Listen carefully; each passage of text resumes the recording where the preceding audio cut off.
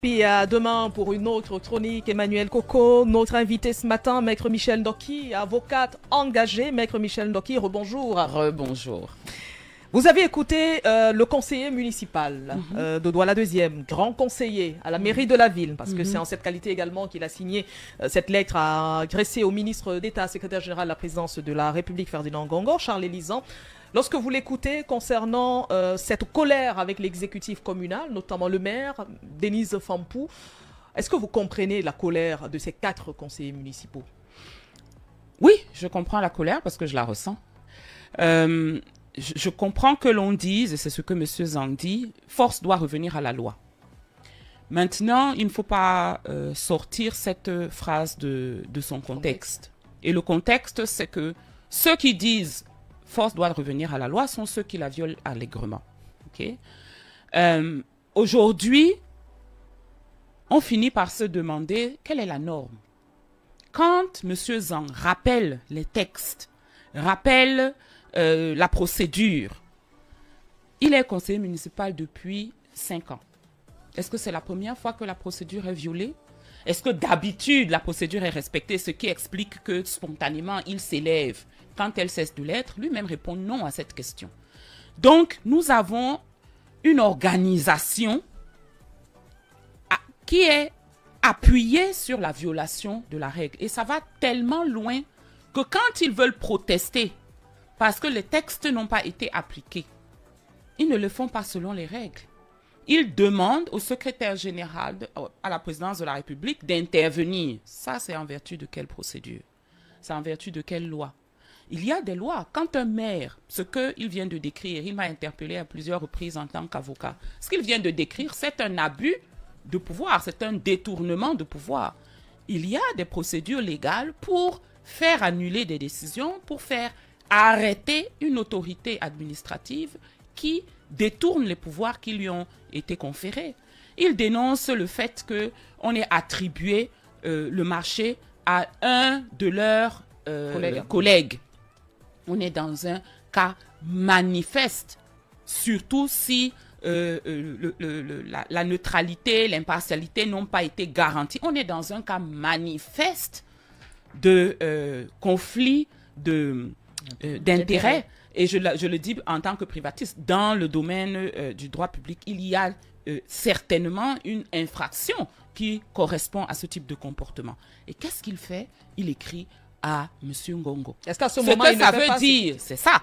Ce que ça veut dire, c'est que puisque l'autorité de Mme Fampou, il n'arrive pas à la combattre avec sa propre force, il sollicite la force d'une autorité supérieure. Il n'est donc pas en train de demander que force revienne à la loi. Il est en train de demander que la loi de la force, mais la plus forte, triomphe dans un conflit dans lequel aujourd'hui, lui, il a intérêt. Et je veux finir par cette phrase qui m'a vraiment touchée. Je ne suis pas là pour applaudir et prendre 125 000 francs fois 3. Et ça me touche parce que c'est vrai, un conseiller municipal et un conseil de communauté n'est pas là pour applaudir et prendre des perdièmes. Mais quand quelqu'un qui exerce ses fonctions depuis 5 ans vous dit ça, il est en train de dire implicitement que c'est pourtant ça qu'il est en train de faire. Donc vous pensez que là, c'est un autre problème que ces 4 veulent soulever? Comme d'autres, parce qu'il l'a dit lui-même. Nous avons joint une liste de lettres précédentes, réclamations précédentes. Ça veut dire que on est dans ce que les Anglais appellent business as usual. C'est-à-dire qu'on a l'habitude d'entendre les gens se plaindre. Ça ne fera qu'une plainte supplémentaire. Je ne crois pas que M. Zhang lui-même ait grand espoir que Denise Fampou, qui elle est là depuis beaucoup plus que 5 ans, change ses habitudes d'un coup d'un seul. Je crois que devant une telle situation, c'est à nous, les électeurs, et en l'occurrence aux électeurs de Douala 2e, de prendre leurs responsabilités. Vous avez la preuve que vous avez confié, par action ou par omission, votre circonscription à des personnes qui font autre chose que la gérer au mieux de vos intérêts. Prenez vos responsabilités. Février 2026 n'est pas loin. Mais à côté de cela, il y a une autre actualité, parce qu'Emmanuel Coco s'y attardait avant le début de l'émission, c'est l'interpellation à chaque fois de Ferdinand Ngongo. On l'a vu à l'extrême nord, on l'a vu dans le littoral, on l'a vu même dans la région du centre. Quelle est la place véritable qu'occupe Ferdinand Ngongo aujourd'hui, au-delà d'être le ministre d'État, secrétaire général de la présidence de la République? Est-ce qu'il a une autre c'est une question très intéressante. C'est une question très intéressante parce que c'est la question qui a été soumise au Conseil constitutionnel la semaine dernière dans le cadre de la procédure engagée par Maître Akeremouna. Que vous défendez d'ailleurs. Que je défendais à cette occasion. Et c'est la question de la dépendance. Nous avons posé clairement le problème de la dépendance du chef actuel de l'État vis-à-vis de personnes extérieures pour exercer ses fonctions.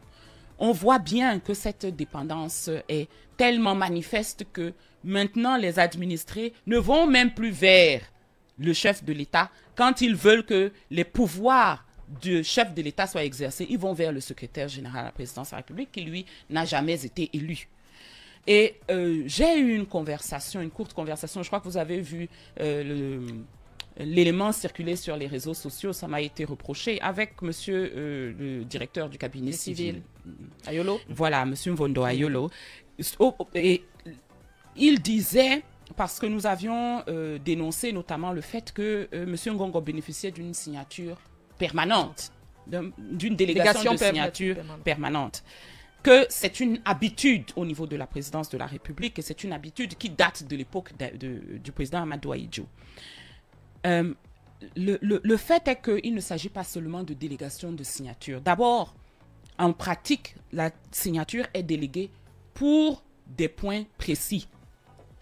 Et ce n'est pas seulement, c'est une signature, c'est une délégation qui dit, vous pouvez signer pour moi tel type de document. Ça ne veut pas dire que vous pouvez les initier. Ça ne veut pas dire que vous avez le pouvoir de prendre des décisions dans tel ou tel domaine. Le principe de la délégation de signature, uniquement de signature, vous trouvez ça dans ce qu'on appelle les PO, par ordre, dans même des cabinets d'avocats, même des administrations. La personne qui a le pouvoir est d'accord avec le contenu d'un document, elle peut dire à quelqu'un, signe ce document en mes lieux et place parce que je suis d'accord avec ce qui est dedans, mais je n'ai pas la possibilité matérielle d'apposer ma signature, qui est la preuve de mon approbation moi-même. C'est ça la délégation de signature. La délégation de pouvoir, c'est autre chose. C'est je te donne l'autorité pour prendre un certain nombre de décisions ou pour prendre toutes les décisions. Ce à quoi nous assistons aujourd'hui, c'est un délégué qui exerce des pouvoirs et qui exerce des pouvoirs qui vont jusqu'à contredire les décisions de son patron. Je prends l'exemple que nous avons cité devant le Conseil constitutionnel, le sommet CEAC-CEMAC. Oui. Le 4 juin, le Conseil des ministres annonce que le président de la République a convoqué ce conseil pour le 18 juillet 2025. Le 10 juillet, je crois, le secrétaire général de la présidence de la République écrit au ministre le MINEPAT, le ministre de l'économie, de la planification et de l'aménagement du territoire, que le sommet qui a été convoqué est annulé, reporté sans date. Alors, qui a le pouvoir de convoquer ou d'annuler la convocation du sommet? C'est un sommet de chefs d'État. Il n'y a que le président de la République qui peut convoquer ce conseil en collaboration avec les autres chefs d'État. Il n'y a que le président de la République qui devrait ordonner le report. Et ce n'est pas un conseil, ce n'est pas un sommet anodin. Les chefs d'État de cette zone-là ne se réunissent pas pour rien.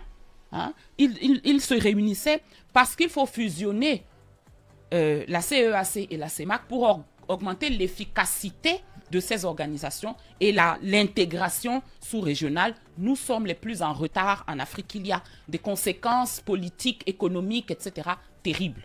Voilà que ce conseil est reporté sine die. Au-delà de la gravité, je reviens sur le problème que nous nous adressons aujourd'hui.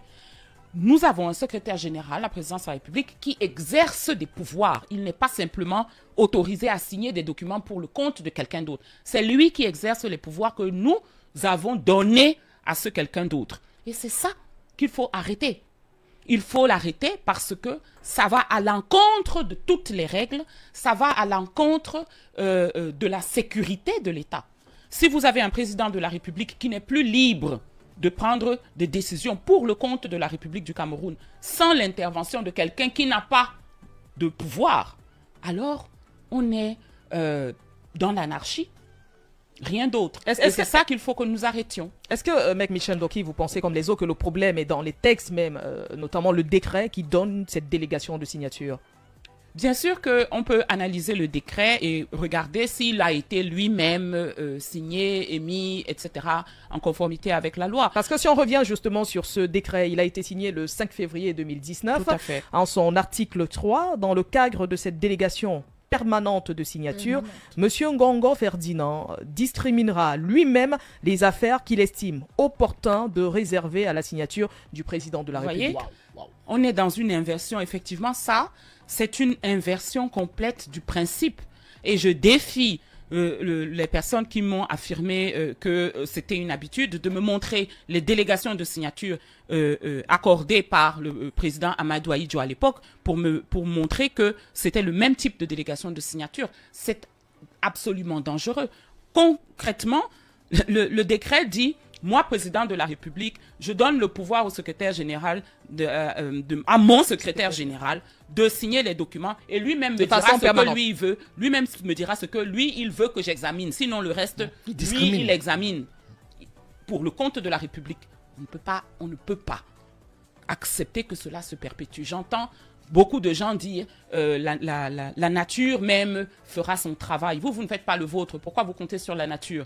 J'entends des gens dire il faut laisser que Dieu lui-même, qui a prévu toutes choses, règle les problèmes. Mais Dieu a dit qu'il fallait vous aider et qu'il vous aiderait à la condition que vous-même vous aidiez.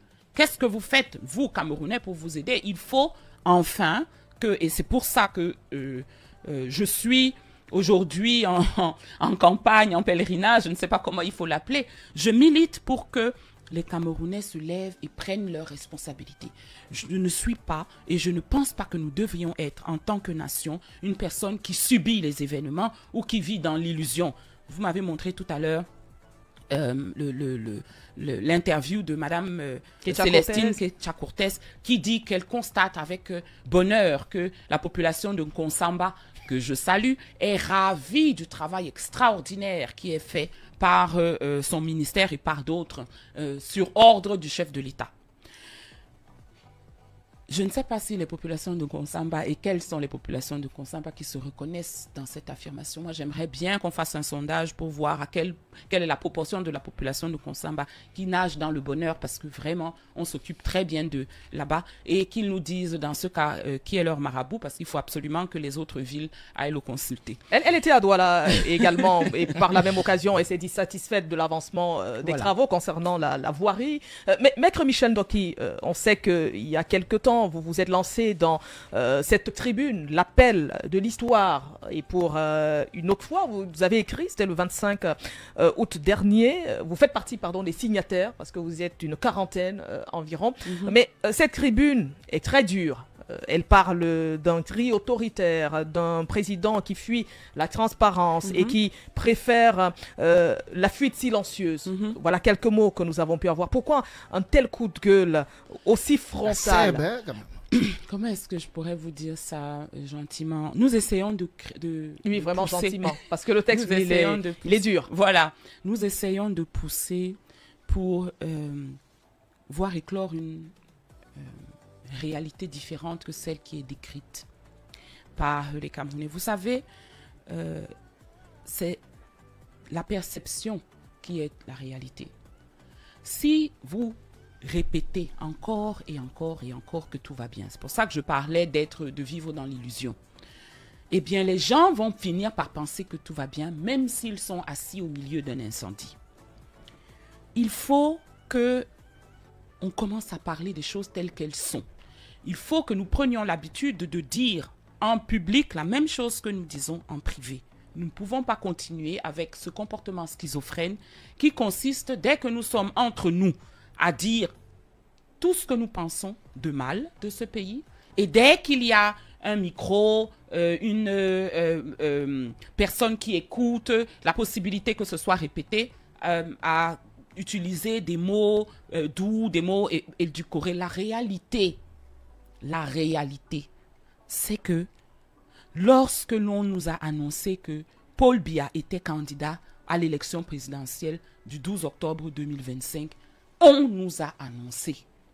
Contrairement à la Côte d'Ivoire. 84 personnes, mais laissez la Côte d'Ivoire. On a vu le président Ouattara déposer lui-même sa candidature. Quand je dis laissez la Côte d'Ivoire, parce qu'on va me dire que la Côte d'Ivoire, c'est la Côte d'Ivoire. Laissez la Côte d'Ivoire. Effectivement, en Côte d'Ivoire, tous les candidats se sont déplacés et c'est le moindre des respects à donner à vos futurs électeurs, aux gens que vous venez voir en leur disant « Redonnez-moi votre confiance ». La moindre des choses, c'est de leur demander vous-même.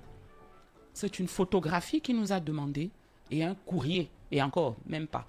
À son époque, on faisait des courriers, au moins on pouvait reconnaître l'écriture. Là, c'est un tweet, un message sur X qui nous dit que quelqu'un qui est caché quelque part veut encore être chef de l'État. À quelle façon? À la façon de la délégation permanente de signature où son secrétaire général décide ce qu'il va lui confier. Voilà. Vous voulez que je parle à quelqu'un comme ça, comment? Quelqu'un qui me dit, dans le pays que moi je suis en train de voir, qu'une autre présente comme un apôtre de la paix, alors que la moitié du territoire est en situation de guerre ou de conflit armé. Vous voulez que je lui parle comment quand il me dit que lui, sa proposition, c'est de faire en sorte que ça continue? Je ne peux pas lui parler autrement que durement. Ce pays m'appartient. Il faut aussi briser ce dogme de voir le président de la République comme notre chef et notre roi. Nous ne sommes pas dans une monarchie. Nous ne sommes pas en chefferie. Il y a des chefs. Ceux-là, je peux leur parler comme on leur parle traditionnellement en tant que chef. Lui a pris un job qui consiste à être mon employé pour faire en sorte que mon pays soit géré d'une manière qui me satisfasse. Donc, je lui parle comme je veux. Écoutez Sacré Matin sur Balafon, radio, télé, également sur nos différentes plateformes avec notre invité ce matin, Maître Michel Ndoki. Emmanuel Coco est toujours présent et il m'a envoyé justement un document qui date de 1975. Ouais. La force de la VAR. Oui. La force de la VAR. Alors, merci à tous les auditeurs qui contribuent et les téléspectateurs qui contribuent notamment à cette émission. Et dans ce décret de 75/533 du 17 juillet 1975, accordant délégation permanente de signature au secrétaire général de la présidence de la République. Je lis. Le président de la République, décrète. Article 1er. Délégation permanente de signature est accordée à monsieur Ebois Samuel, secrétaire général de la présidence de la République, à l'effet de signer, au nom du chef de l'État, toute pièce et correspondance relative aux affaires administratives courantes. Article 2, je pense que c'est là que ça devient intéressant. La délégation de signature ci-dessus comprend les actes réglementaires ou individuels concernant l'intégration et la révocation des fonctionnaires de la catégorie A du cadre des diplomates, l'intégration et la révocation des fonctionnaires de la Sûreté nationale, les virements de crédit de chapitre à chapitre, la publication au journal officiel lorsqu'elle requiert l'intervention préalable d'une décision présidentielle l'ordonnant. Article 3. Dans le cadre de cette délégation, M. Ebois Samuel discriminera lui-même les affaires qu'il estime opportun de réserver à la signature du chef de l'État. Là, c'est signé de Amadou Aïdiou, 17 juillet 75. Revenons donc à février 2019. Dans ce décret numéro 2019/043, accordant délégation permanente de signature à M. Ngongo Ferdinand, secrétaire général de la présidence de la République. Le président de la République, décrète. Article 1er. Délégation permanente de signature est accordée à M. Ngongo Ferdinand, ministre d'État, secrétaire général de la présidence de la République, à l'effet de signer, au nom du président de la République, toute pièce et correspondance relative aux affaires administratives courantes. Article 2. Cette délégation permanente de signature comprend également les actes réglementaires ou individuels concernant l'intégration, l'abaissement de classe, de grade ou de révocation, ainsi que la mise à la retraite des fonctionnaires de la Sûreté nationale. 2. La nomination jusqu'aux fonctions de directeur adjoint à la présidence de la République. En 3. La publication au journal officiel lorsqu'elle requiert l'intervention préalable d'une décision présidentielle l'ordonnant. Article 3. Dans le cadre de cette délégation permanente de signature, M. Ngongo Ferdinand discriminera lui-même les affaires qu'il estime opportun de réserver à la signature du président de la République. Très bien. Où est l'erreur? Cherchez l'erreur. Alors, première chose, est-ce que vous pouvez revenir sur le texte de 75? Oui, je suis à sur l'article 2, oui. Vous relisez le début de la phrase. Cette délégation... La délégation de signature ci-dessus comprend les actes réglementaires. Stop. Comprend les actes réglementaires. Dans le deuxième, on dit comprend également en droit. Je vous explique. Le décret de 1975 donnait une délégation permanente de signature en précisant « Voici le contenu exhaustif des thèmes sur lesquels j'ai donné ma délégation. » C'est pour ça qu'on dit « comprend les actes ». C'est-à-dire que je te donne la permission de signer pour moi les documents administratifs correspondant à la liste ci-dessous. Point. Dans ces documents-là, qui sont les signatures pour publier des textes qui ont déjà été approuvés par l'Assemblée, etc., etc., qui sont les désignations de fonctionnaires de la catégorie A, dont on sait que les changements de grade obéissent à des règles et donc tout a déjà été approuvé selon les règles. C'est simplement la signature formelle qui manque. Seulement dans ces trois cas-là, je te dis, y compris là, il peut arriver que tu aies envie de venir demander mon autorisation à moi parce que c'est mon pouvoir. Je te laisse libre de revenir vers moi. Dans le document de 2019, oui. Le texte dit, l'article 2 dit, comprend également. Qu'est-ce que ça veut dire? Ça veut dire qu'il y a eu un maté. En haut, j'ai donné une délégation totale. Oui. En bas, j'ajoute à la délégation totale. Ce qui veut dire que dans le cadre de la délégation de 2019, il n'y a pas de limitation aux choses sur lesquelles le secrétaire général peut intervenir. Et c'est ce que nous avons vu en pratique. En plus, vous avez bien fait de relever que il y a une liste, la liste des domaines a été étendue pour aller jusqu'à des niveaux de responsabilité tels que directeur adjoint. Donc, à la présidence de la République. À la présidence de la République. Donc, vous imaginez donc qu'on est à des très hauts niveaux de responsabilité au sein de l'administration. Cela signifie que, d'abord, on a élargi le cadre de l'intervention du secrétaire général à la présidence de la République. Ensuite, il ne se contente pas de signer. Il initie un certain nombre de documents. Et ça, constitutionnellement, légalement, il ne peut pas le faire. D'abord, il n'est pas possible qu'un décret délègue à quelqu'un qui n'est pas élu des pouvoirs que la loi et la Constitution a donnés à une personne. Le président de la République ne peut pas le faire. Il démissionne et on met à sa place quelqu'un qui peut le faire. On ne peut pas accepter que nous ayons un président dont on n'est déjà pas tous convaincus qu'il est à sa place.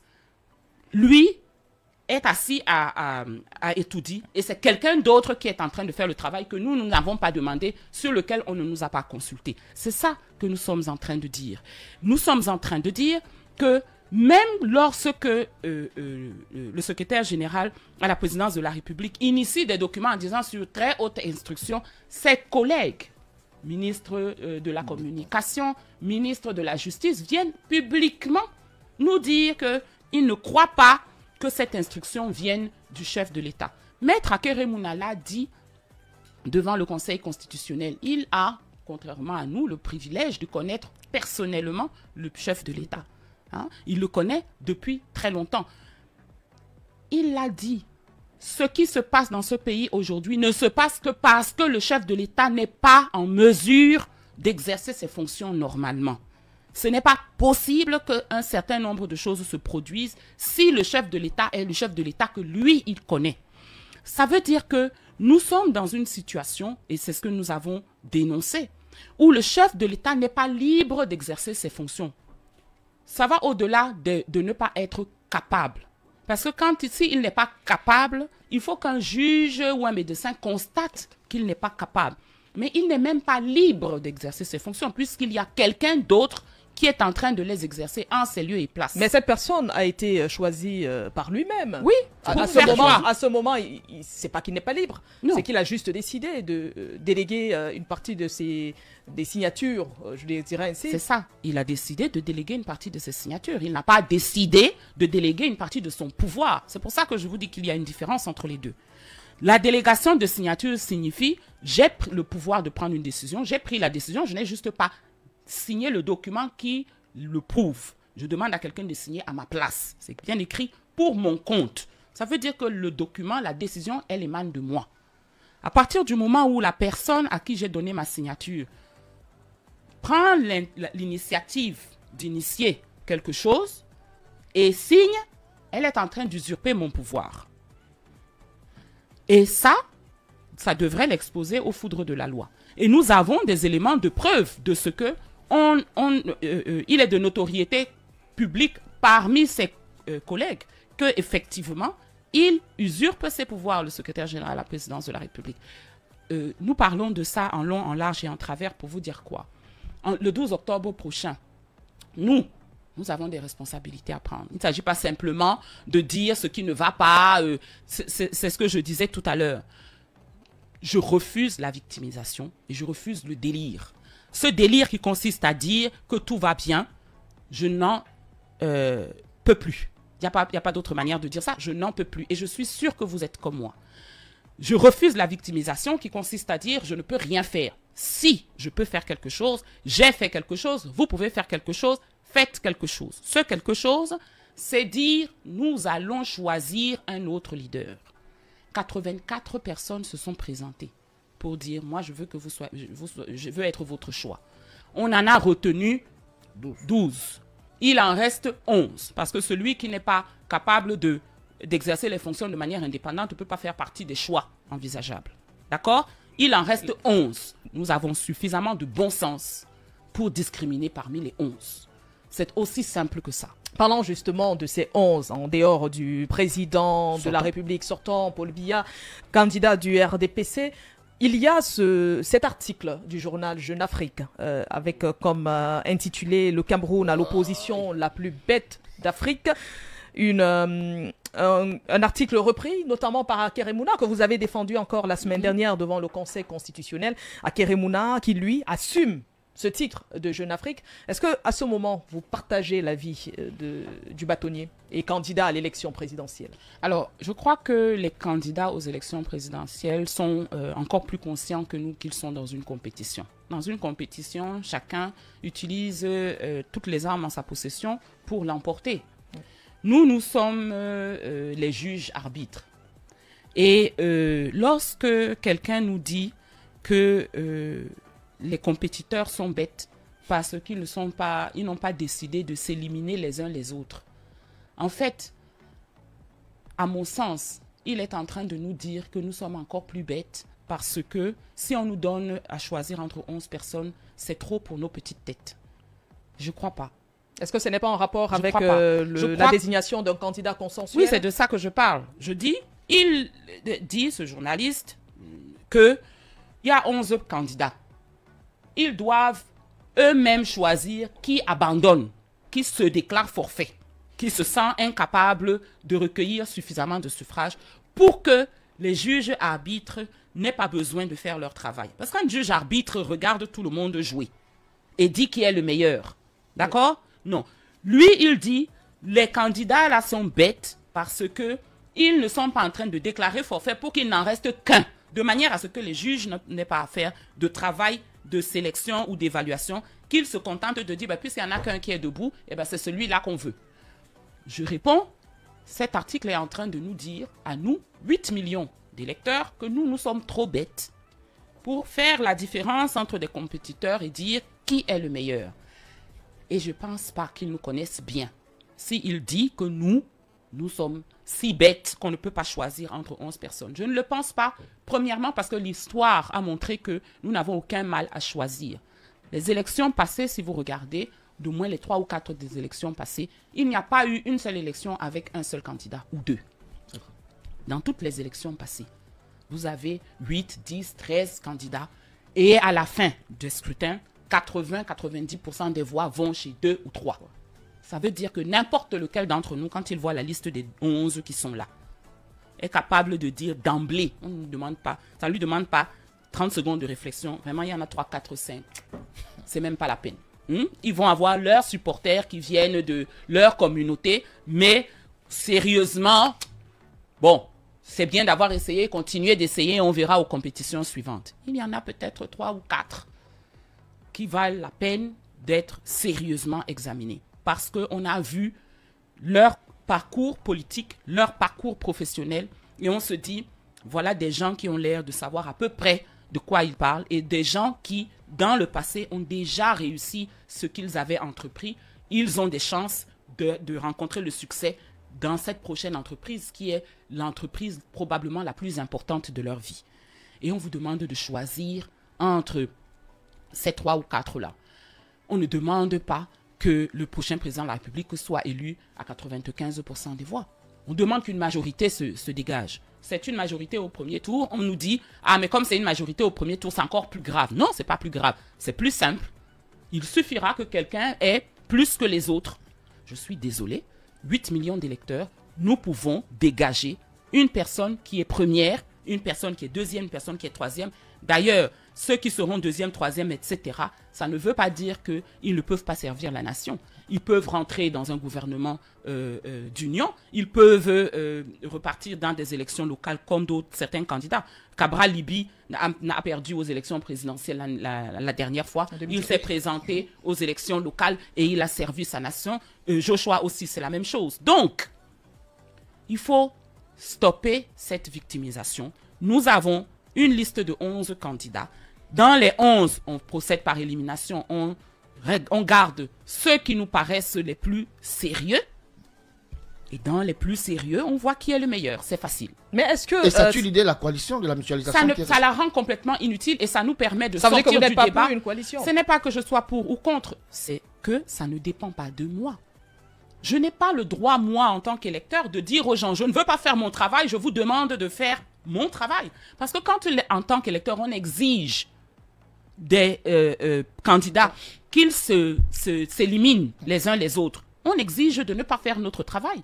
Je ne peux pas, moi, en conscience, dire à des candidats qui ont pris le risque, qui se sont préparés, qui ont travaillé durement, qui ont sorti de l'argent, qui ont préparé un programme, etc., dispensez-moi d'examiner vos offres parce que moi, je suis trop bête pour voir quelle est la meilleure. Est-ce que c'est pas quand même fort ça de dire que le Cameroun a l'opposition la plus bête d'Afrique? Je rappelle que cet article vient à la suite de plusieurs autres articles, notamment de Jeune Afrique, qui montrent un tout petit peu que l'absence du deuxième à l'élection présidentielle de 2018, le professeur Maurice Kamto, a dilué un tout petit peu cette élection. Est-ce que vous pensez que cette absence du MRC, non, du moins du candidat Maurice Kamto à cette élection présidentielle amène justement à redessiner ses équilibres, à se disant s'il avait été là, ça aurait changé quelque chose? Ah mais c'est le propre d'une démocratie, heureusement que nous ne dépendons pas de l'existence ou de la non-existence d'une seule personne. On a vu, 40 ans à confier notre existence à une personne où ça nous a mené. J'espère que les Camerounais ont compris qu'il ne faut plus qu'on refasse cette erreur. Ce pays a été créé, est né et a été dirigé par quelqu'un, le premier dirigeant de ce pays a imprimé un état d'esprit. Je ne suis pas indispensable. Si je ne suis plus capable, je me mets de côté. Quelqu'un d'autre prend la suite. Paul Biya lui-même, quand on lui a posé la question, est-ce que vous n'avez pas désigné un successeur, a répondu, vous n'avez pas l'impression que ça sonne un peu mal? Quand on parle d'une république, qu'est-ce que nous ne comprenons pas, nous Camerounais? Nous sommes en république. Dans une république, la responsabilité de choisir le leader est la responsabilité des citoyens. Il n'y a pas moyen d'y échapper. Soit nous sommes capables de faire ce choix, soit nous n'en sommes pas capables. C'est notre incapacité à choisir un leader jusqu'ici qui nous a obligés à nous contenter de celui-là. Parce que, oui, il a trouvé quelques personnes capables d'aller lui accorder leur confiance. On n'était pas assez nombreux pour accorder notre confiance à quelqu'un d'autre. Pourquoi personne ne dit à Paul Biya, sauf nous, vous l'avez mentionné, pourquoi personne ne dit à Paul Biya qu'il est le leader le plus bête s'il ne se retire pas? Pourquoi personne ne considère, à part nous, que Paul Biya n'est pas en train de jouer le jeu de la nation s'il ne se retire pas? Pourquoi personne ne considère que c'est son devoir, à part nous? Parce que tout le monde a compris, il a réussi à faire comprendre à tout le monde que lui, il a le droit d'être à cet endroit-là. Eh bien, en fait, tout le monde a le droit.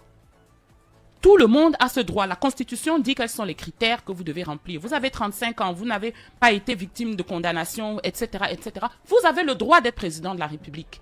Maintenant, les électeurs camerounais ont le devoir, parmi plusieurs candidats, c'est la règle, ils doivent être plusieurs, de choisir celui qu'ils préfèrent. Et messieurs, dames, nous avons toujours choisi. Donc, que Jeune Afrique continue à dire ce que Jeune Afrique a envie de dire. D'ailleurs, pauvre Jeune Afrique, c'est juste une personne chez Jeune Afrique.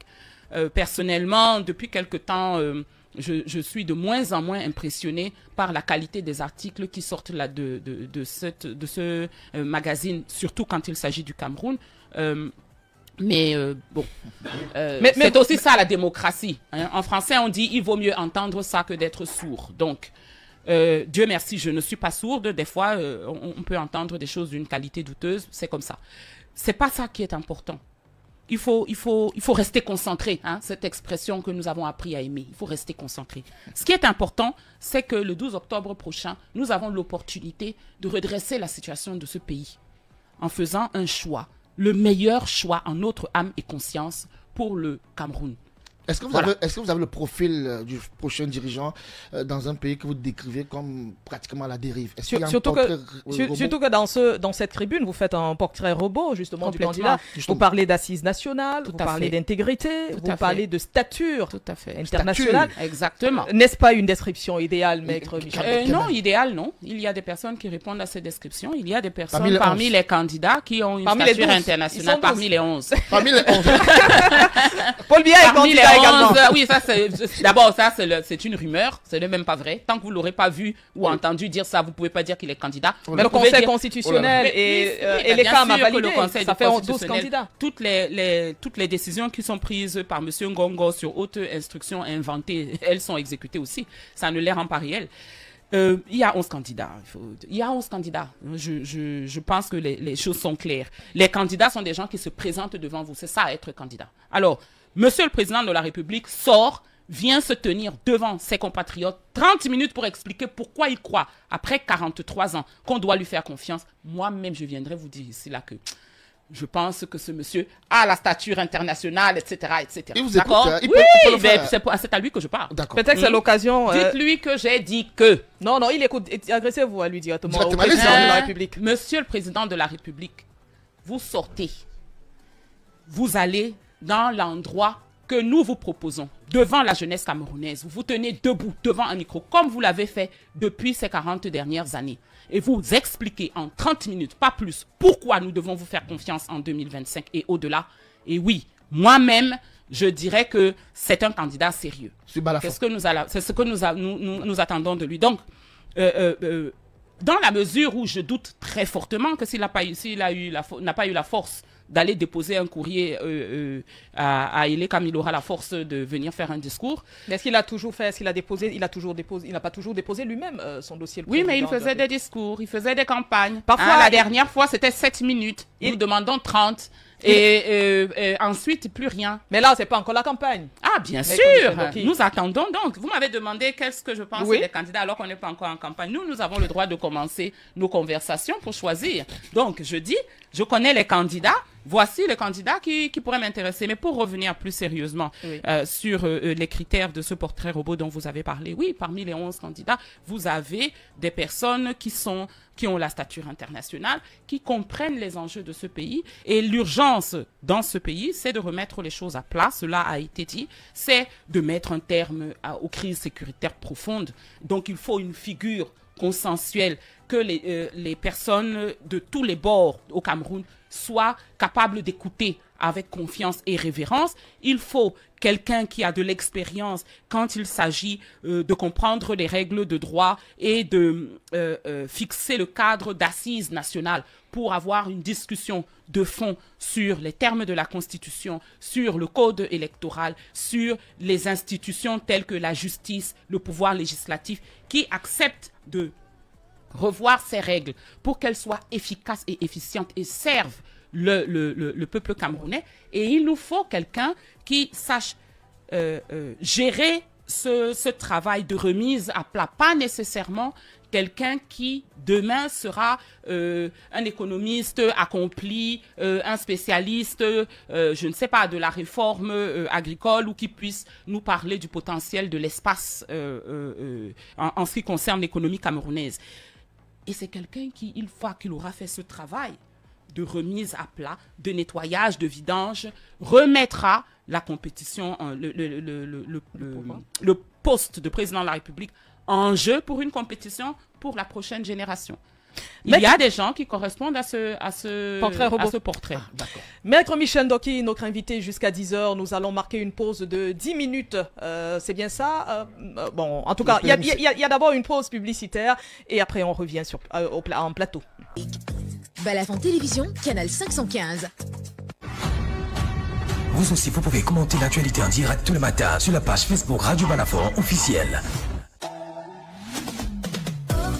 Nous reprenons l'antenne. Emmanuel Coco, Michel Ndoki est toujours avec nous dans cette tribune que vous avez signée. Vous êtes une quarantaine justement d'intellectuels. Le texte dit « L'essentiel est ailleurs ». Vous ne vous attardez pas sur la critique du régime, mais est-ce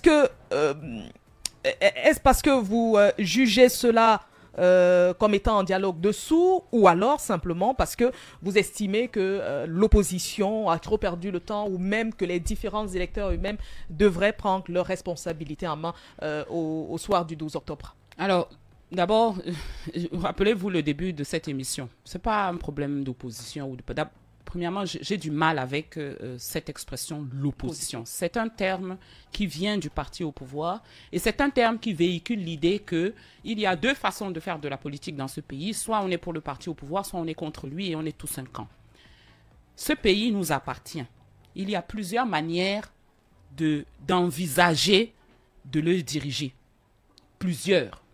Il y en a qui peuvent vous dire notre priorité, ça doit être d'industrialiser le pays. Il y en a qui vous diront notre priorité, c'est d'asseoir le développement sur l'agriculture, de faire de l'agriculture de plus en plus moderne. Il y en a qui vont vous dire nous avons des ressources naturelles, maximisons nos efforts dessus. Il y en a qui vont vous dire nous avons des ressources humaines, hein, un capital humain important. Investissons massivement dans tout ce qui est services, la technologie de pointe, etc., etc. C'est différentes façons d'envisager. Je n'ai parlé que de l'économie. Je peux reprendre l'exercice en ce qui concerne l'éducation, la santé, etc., etc. À partir du moment où on sait qu'il y en a plusieurs, on ne met pas toutes les propositions dans un seul panier en disant il y a la proposition qui est mise en œuvre actuellement et il y a une proposition qu'on doit globaliser. C'est comme ça qu'on arrive à des commentaires désobligeants comme ceux de Jeune Afrique. Il y a plusieurs manières d'envisager le développement de ce pays et on peut soit choisir parmi les différentes manières, soit combiner. D'ailleurs, dans les pays modernes aujourd'hui, vous avez un parti qui remporte les élections et qui appelle, dans le cadre d'un gouvernement d'union ou dans le cadre de coalition, d'accords de gouvernement, d'autres formations politiques à participer à la gestion de la cité. Donc, il ne s'agit pas de savoir si l'opposition ou le pouvoir, tout le monde est en train de critiquer. C'est pour ça que je vous rappelais le début de cette émission.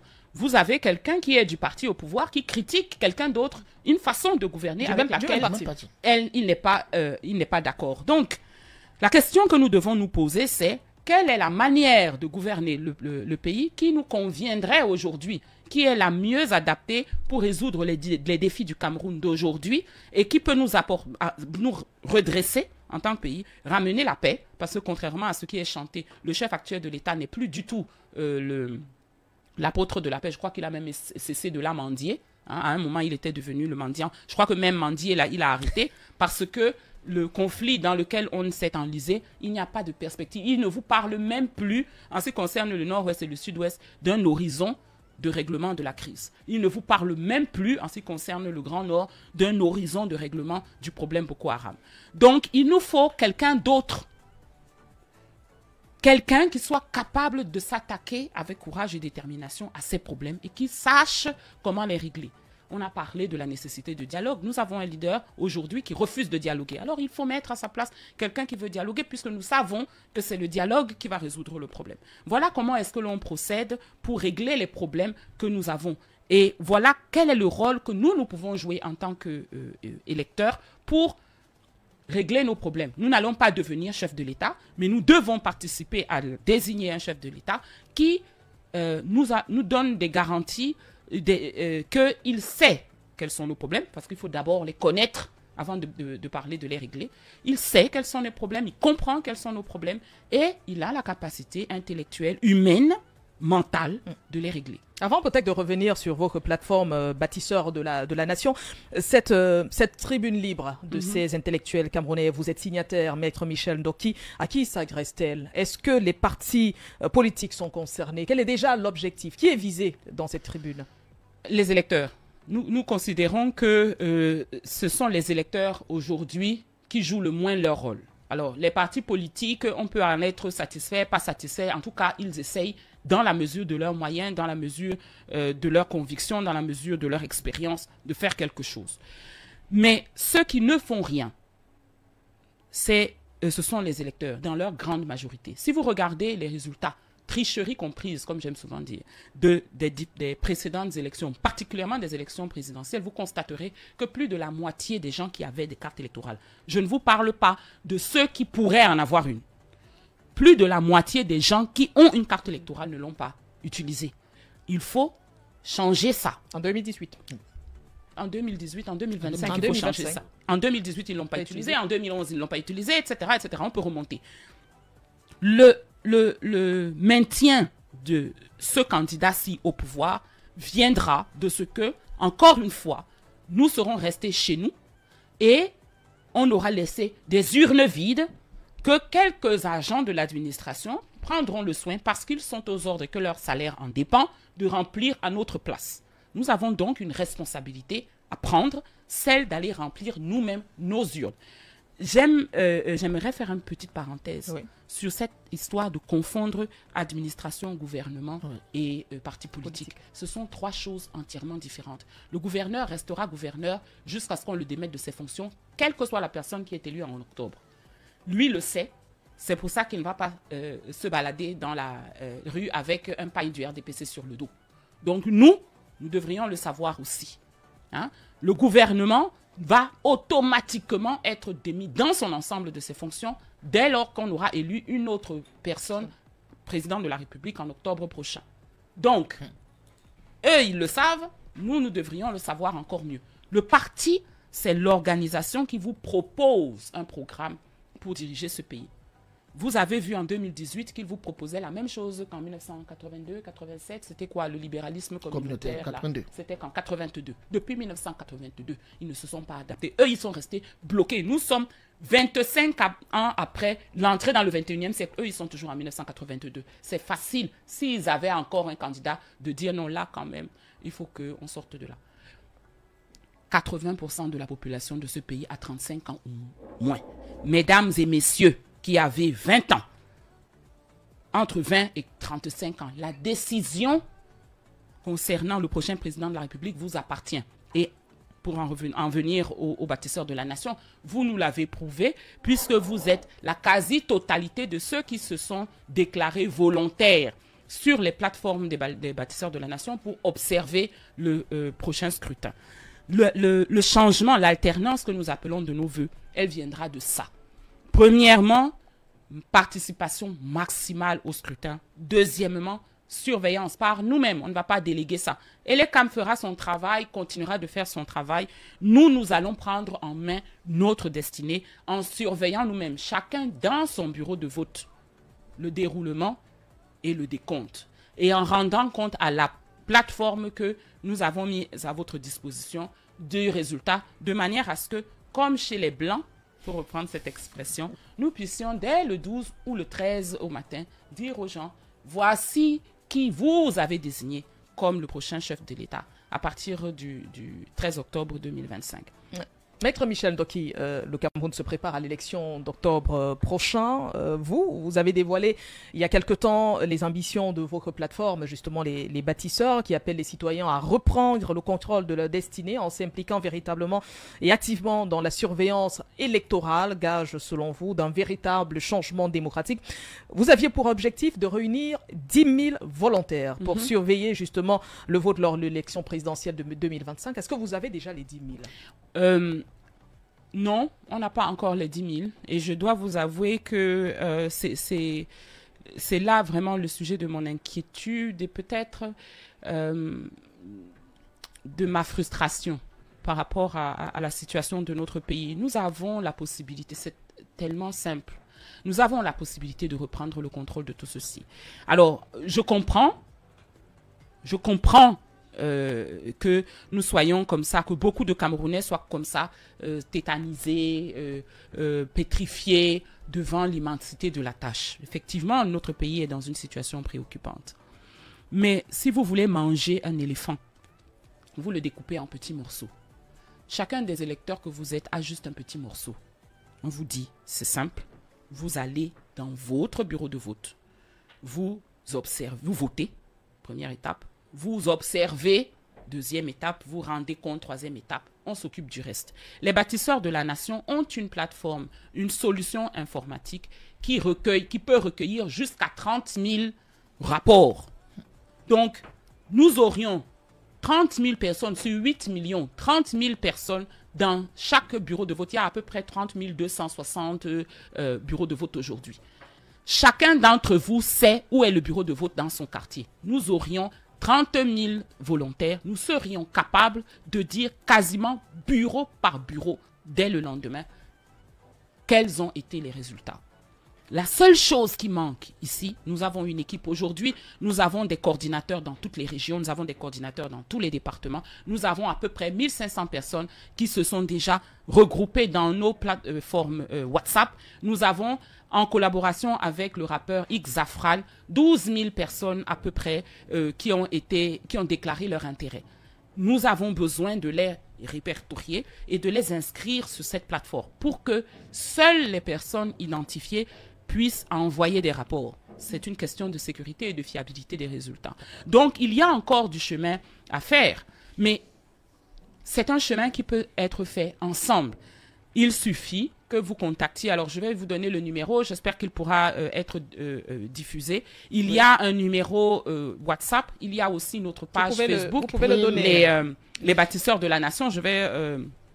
D'ailleurs, vous mentionnez que ce projet-là a pour objectif de réunir 10 000 volontaires pour surveiller le vote de l'élection présidentielle. Emmanuel Coco, et moi, je vais lui demander, est-ce que cruciale pour 2025. Absolument. Est-ce que dans la suite du processus électoral, il est probable qu'on voit cette plateforme, ce regroupement derrière un candidat? Est-ce que c'est envisageable? Non, dans la mesure où, pour préserver la neutralité et l'impartialité, et donc la crédibilité des résultats, nous avons choisi de ne pas présenter de candidat ni soutenir de candidat. C'est pour ça que vous voyez que chaque fois qu'on me demande qu'est-ce que je pense, je vous parle de principes et de concepts, mais je ne prononce pas le nom d'un candidat en particulier. C'est important, pourquoi? Aujourd'hui, justement, c'est la question qu'on voulait demander. Voilà. C'est crucial. Et c'est important parce que notre pays a besoin plus que jamais d'union. Vous avez vu que le débat politique est caractérisé par la polarisation. Aujourd'hui, chacun fait dans le repli identitaire. Et je pense, pour être juste avec les Camerounais, que même cet appel à une candidature consensuelle est plus un appel pour l'union qu'un appel pour la disparition de toute forme de compétition. Donc, nous voulions montrer que l'on peut avoir des positions, des opinions divergentes, mais nous unir autour de problématiques communes.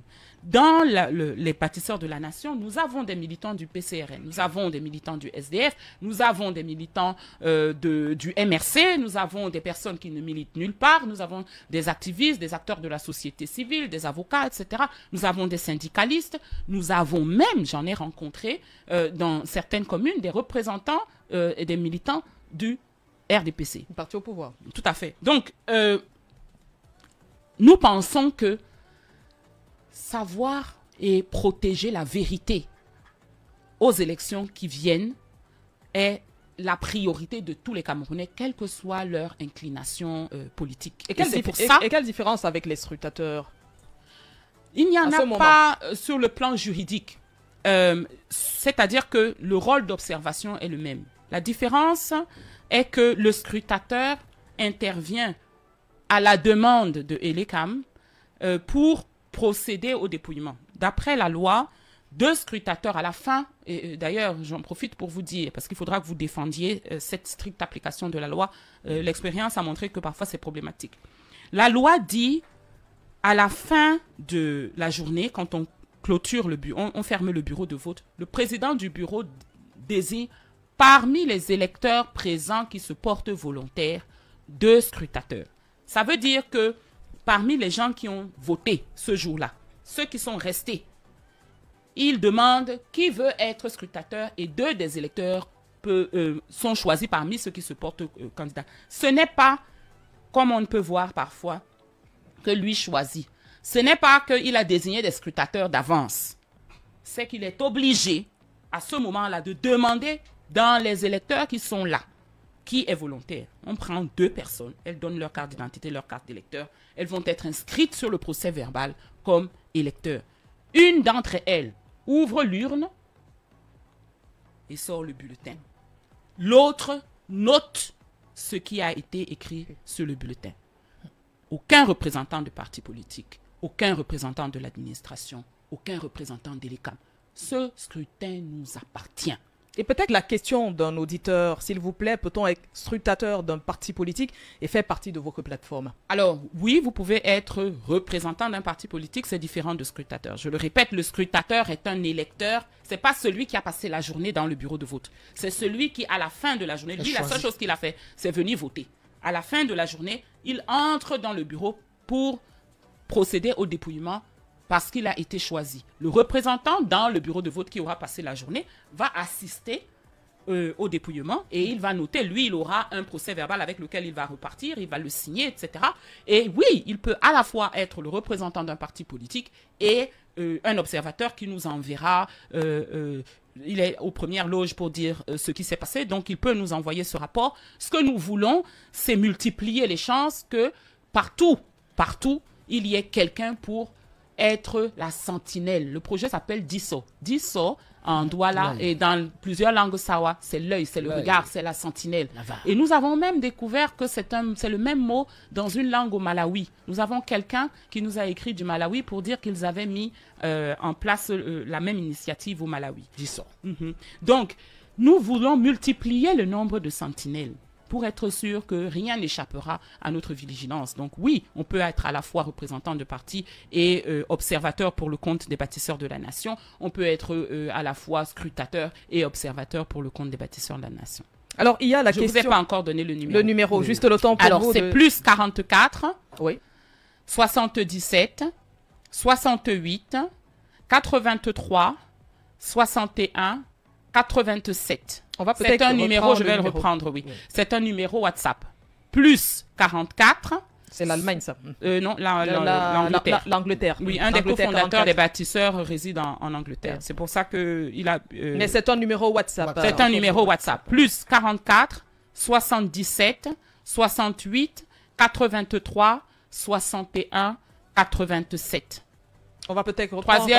Troisième et dernière fois. Oui. Plus 44, 77, 68, 83, 61, 87. Je vais même le dire en anglais. Oui, plus 44, 77, 68, 83, 61, 87. 44, 77, 68, 83, 6187. Il faut pas So this is a WhatsApp number. Peut-être reprendre 3 fois aussi pour l'anglais. on a dit 2-3 fois en français. Plus 44 77 68 83 6187. Donc, vous contactez ce numéro WhatsApp, vous dites simplement « Je veux être volontaire ».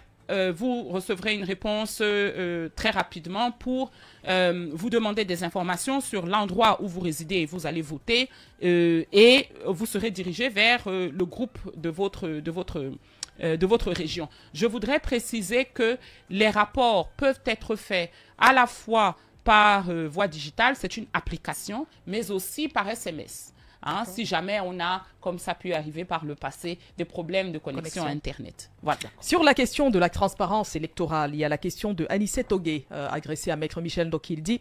Quelle est la position des bâtisseurs sur les problématiques relatives à la fraude et à la crédibilité des LECAM, plus de conseil constitutionnel peut-être? Liste électorale, liste des bureaux de vote et autres. Alors, nous avons évidemment, comme tous les Camerounais, un peu de, comment dirais-je, nous sommes un peu sceptiques par rapport à l'indépendance et à la neutralité, là, pour utiliser le terme de l'ECAM, mais c'est dommage. Mais encore une fois, l'heure n'est plus à la victimisation. La question est surtout, qu'est-ce que nous pouvons faire?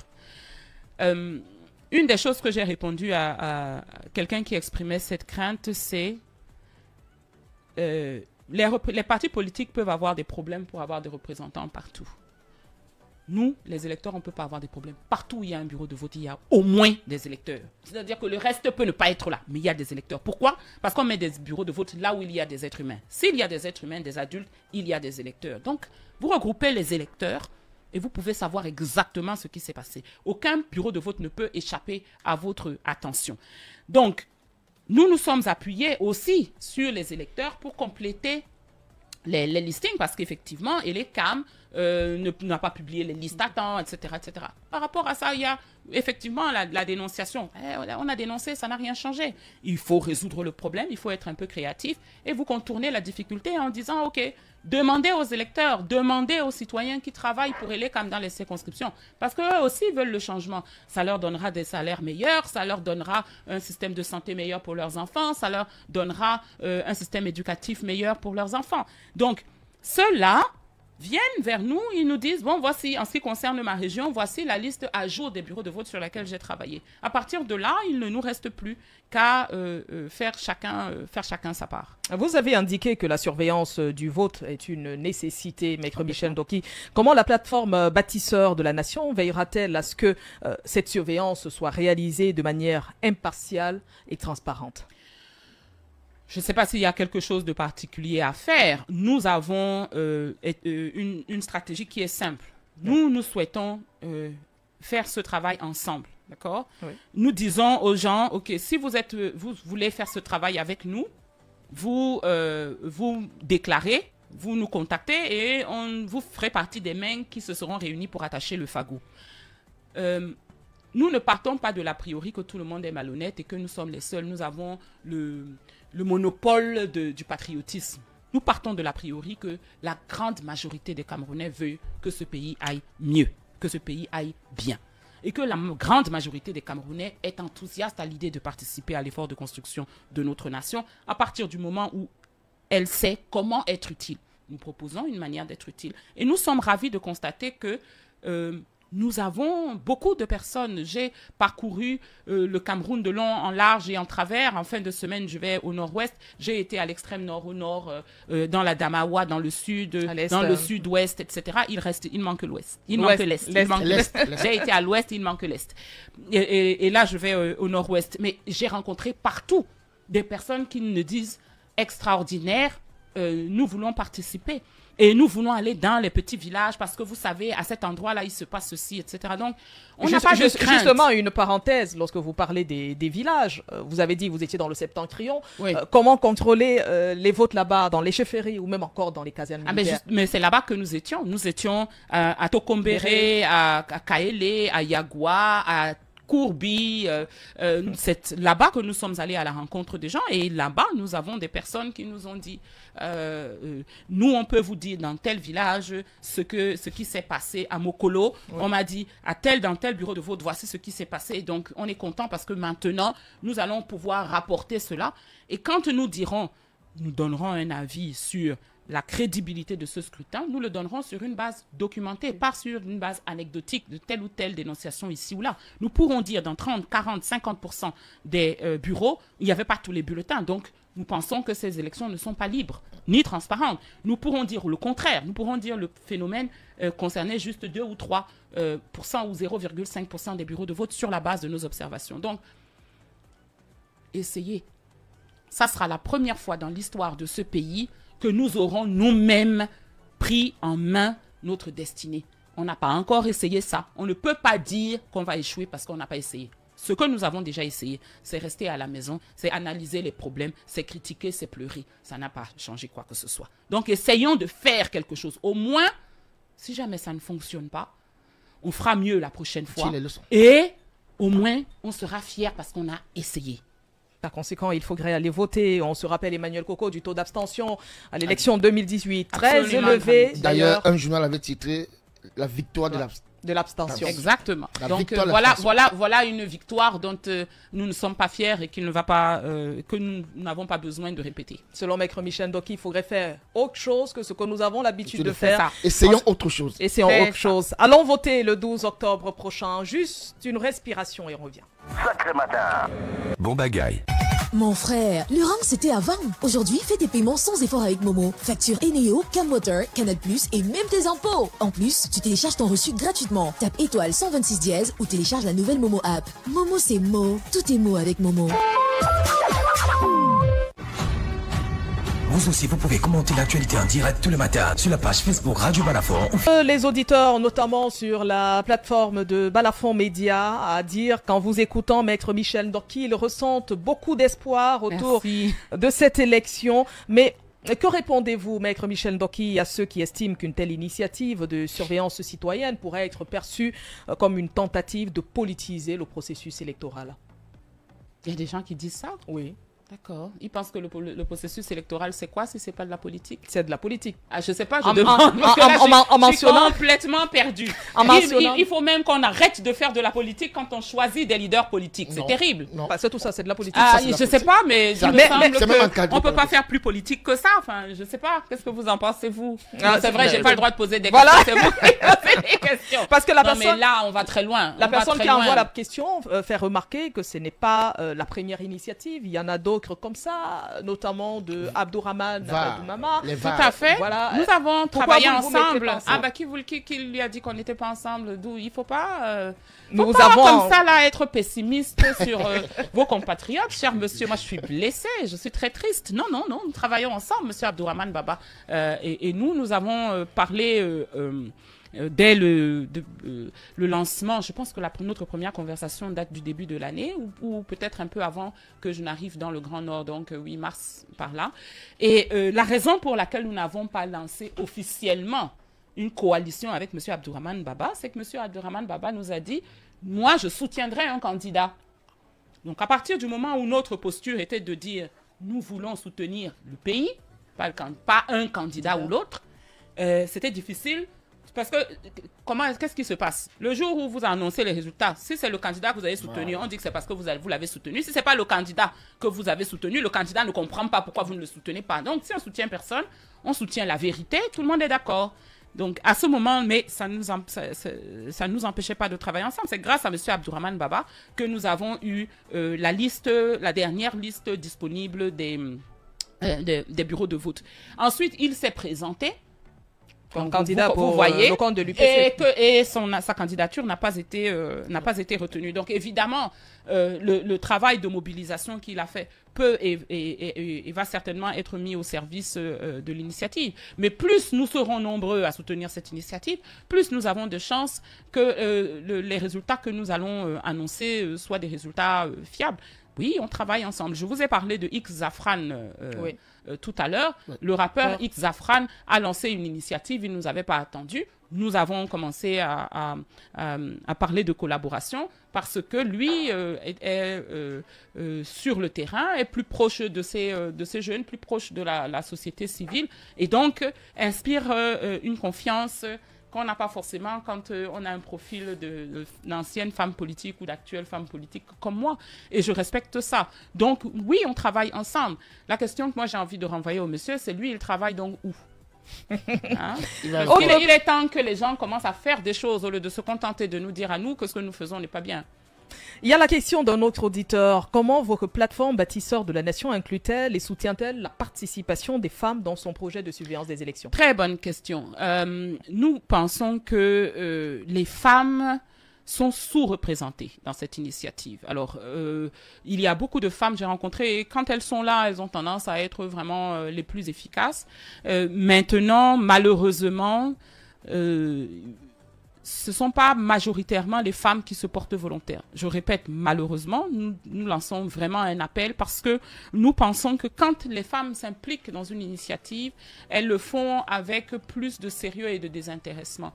Dans les défis, parce que tout n'est pas rose. Nous avons, je l'ai dit, un enthousiasme certain.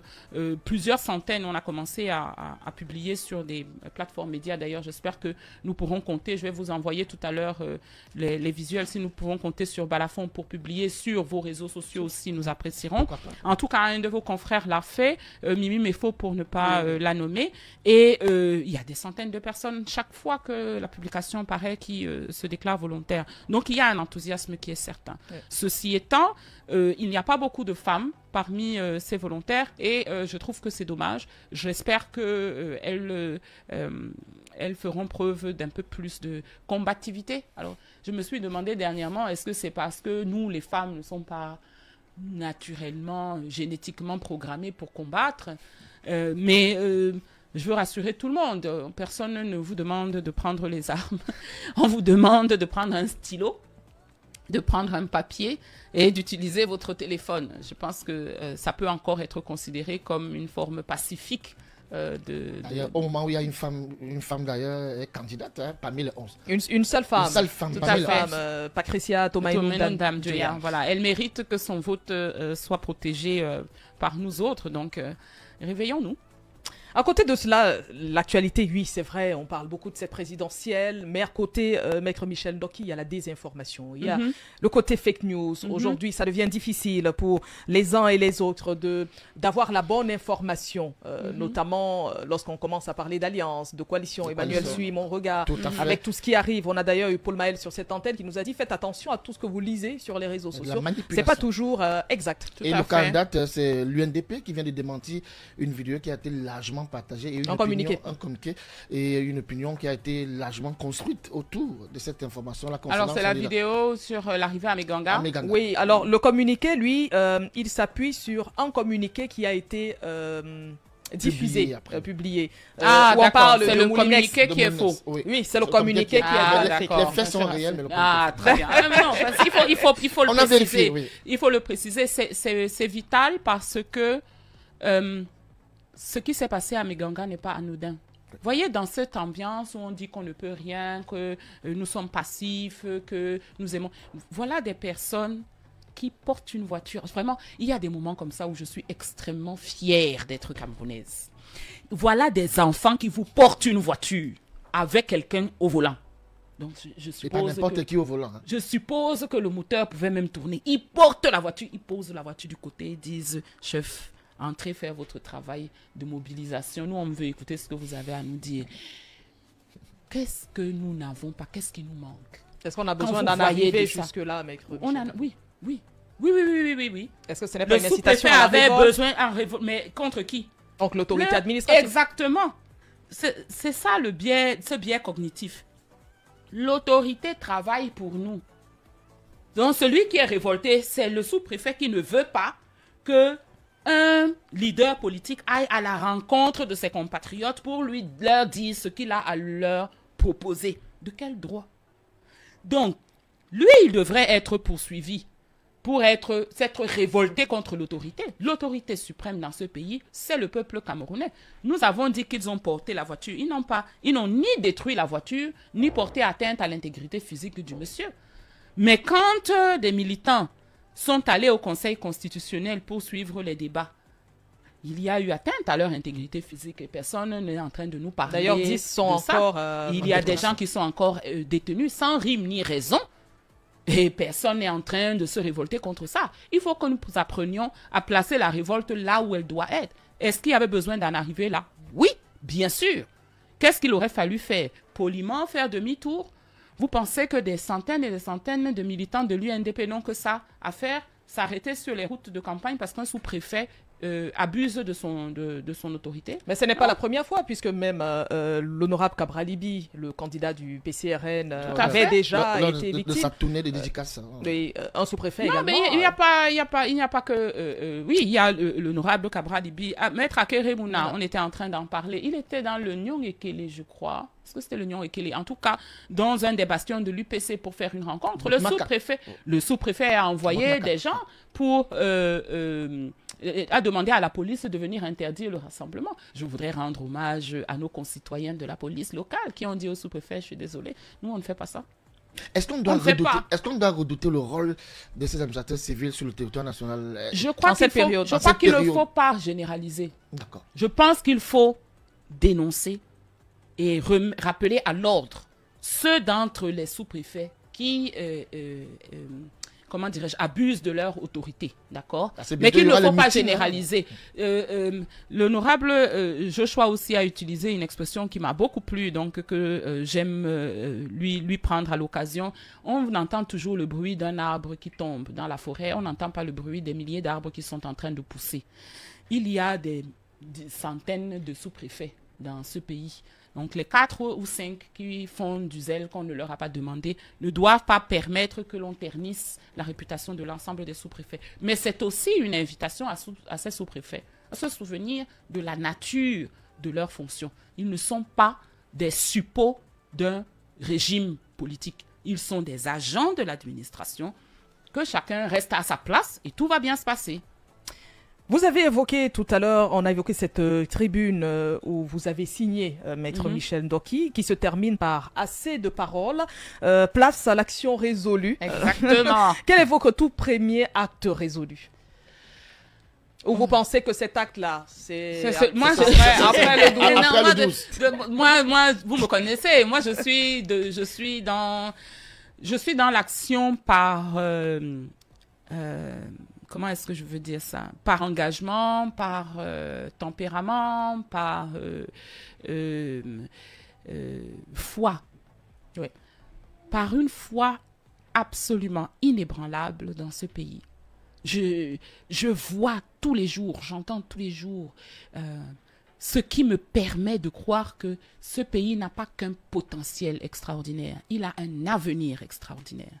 Il suffit de très peu pour que ce qu'on appelle potentiel devienne notre réalité. Et ce très peu, c'est d'abord, en anglais on dit portray, c'est-à-dire incarner cette réalité. Je vous ai parlé du pouvoir de la parole. Oui. Tant que nous continuons de dire les défaites, les déceptions, les désunions, etc., nous sommes cette déception, ces désunions. Nous devons incarner le Cameroun qui gagne. Nous devons incarner le Cameroun qui prend ses responsabilités, incarner le Cameroun debout. Et c'est ça, mon premier acte, ça a été d'incarner ce Cameroun-là, à travers les bâtisseurs de la nation, à travers d'autres choses, à travers mes prises de position. On veut me cantonner au rôle de militant d'une formation politique ou de soutien d'un leader politique. J'espère avoir démontré que ma démarche va bien au-delà de ça. C'est pour ça que un jour je peux être sur un podcast avec Joshua aussi, le lendemain défendre Maître Akeremouna devant devant le Conseil constitutionnel, alors que hier je défendais Maurice Kamto. Vous pouvez aussi c'est la République du Cameroun. Vous pouvez aussi être directrice de campagne, je le dis entre guillemets, d'un candidat comme Bello Bouba Maïgari. Je pourrais être directrice de campagne campagne si je n'étais pas la coordinatrice nationale des bâtisseurs de la nation. Pour cette élection, non, pour celui qui me convaincrait, pas pour n'importe lequel. Je vous ai donné on vous a montré le portrait robot, vérifié par vous-même, critère par critère. Je n'en dirai pas plus, hors la présence de mon avocat. Mais non, mon choix cette année, c'est vraiment de me tenir aux côtés de mes compatriotes et des électeurs en particulier pour nous assurer que ce grand moment, ce grand tournant pour le Cameroun sera négocié dans les meilleures conditions possibles. Maître Michel Ndoki, vous êtes très optimiste. Oui. Et vous insistez sur la nécessité d'un projet de refondation nationale. Et s'il arrivait que ce que vous souhaitez n'était pas ça, ne se produise pas. Oui. Si à l'issue de notre travail, nous constatons que le candidat choisi par les Camerounais s'appelle Paul Biya, les résultats seront publiés. Qui diront ça? C'est pas ce que je souhaite, je crois que c'est un secret pour personne, mais nous respecterons la volonté des Camerounais parce que justement, ce pays que nous voulons construire est un pays où on respecte l'opinion d'autrui même quand on ne la partage pas. Et puis, nous continuerons de travailler parce que ça ne s'arrête pas là. Le Cameroun ne va pas s'arrêter le 12 octobre, ni le 13, ni le jour où on aura publié les résultats. Il y a une autre élection qui est beaucoup plus importante à mon sens, qui aura lieu quelques mois après. Et nous sommes déjà en train de regarder au-delà du 12 octobre à février 2026. Quels sont les élus que nous aurons dans les 374 circonscriptions dans le Parlement qui ne nous montreront pas un spectacle comme celui que M. Zhang est en train de nous montrer avec ses petits amis en ce moment. C'est ça l'enjeu et ça dépend de nous. Ça dépend de nous, ça dépend de nous. Et là, on parle de l'élection de proximité, exactement, pour améliorer les conditions de vie des Camerounais qui ne sont pas des plus réluisantes. Hein. Lorsqu'on regarde certaines communes, surtout la voirie, ce n'est pas ça. C'est ça. C'est ça. Ça ne va pas du tout. Sans parler des embouteillages. Ça pourrait aller. Voilà. Non, on ne peut même pas commencer. On est déjà à la fin de l'émission. Hein? Mais c'est ça que je disais tout à l'heure. Il faut sortir de cette manie de faire le bilan et la litanie de nos problèmes. Ça les a pas résolus. Mais qu'est-ce qu'on est bon? On est bon dans la définition et l'analyse des problèmes. C'est dramatique à quel point on est devenu bon. C'était nécessaire, c'est fait. Aujourd'hui, il faut les résoudre. On ne peut pas être félicité pour notre capacité à identifier des problèmes. On est félicité pour notre capacité à les résoudre. Nous devons devenir la solution des problèmes des Camerounais.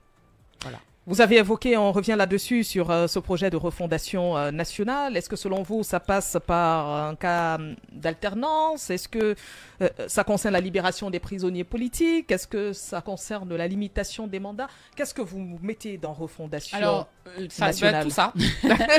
je crois que restaurer l'unité dans ce pays est une priorité.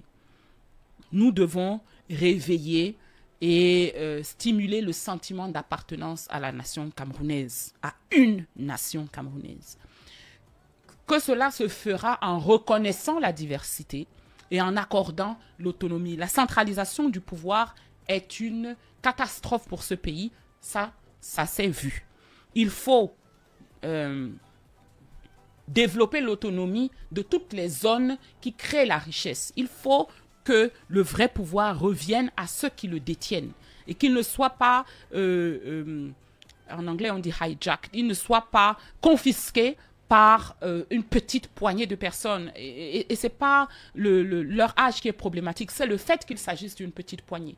Ce pays, ce pouvoir doit être largement partagé et exercé par des institutions qui s'équilibrent les unes les autres. Donc ça, c'est une priorité. C'est une priorité de régler la question sécuritaire. C'est une évidence. On ne peut pas parler de développement économique dans un pays où on entend des bruits de coups de feu toutes les nuits. Ça n'a pas de sens. Vous ne pouvez pas parler de développement économique dans un pays où ce n'est même pas votre monnaie qu'on utilise partout. Moi, je suis allée à Touroua, dans la région du Nord. On vous donne le prix des marchandises en naira. Oui, et c'est le naira qu'on utilise. Il y a un certain nombre de localités comme ça, dans le nord et dans l'extrême nord, et on peut trouver la même chose à Isangele. parce qu'il ne faut pas stigmatiser une région, à Isangele, c'est-à-dire Bakassi, on commerce en Aïra. Donc nous sommes, du fait de l'incapacité du régime actuel, en train de perdre la souveraineté sur une partie du territoire. Quand nous posons le problème de la dépendance du chef de l'État, c'est ça que nous sommes en train de poser comme problème. C'est sa responsabilité de nous protéger contre ces pertes de souveraineté et il ne le fait pas. Donc l'enjeu, c'est celui-là. Ça, c'est une urgence. Le prochain chef d'État, dans le cadre de l'alternance, devra considérer ces problématiques comme des priorités. C'est pour ça que je vous dis qu'il doit être quelqu'un qui sait remettre les choses à plat, rétablir ce qui a été renversé, arranger la maison. Et puis, à la fin, il constatera qu'il a fait bien son travail. La transition est terminée. Nous avons les bases pour prospérer en tant que pays. Et il remettra le siège en compétition, oui. Merci infiniment.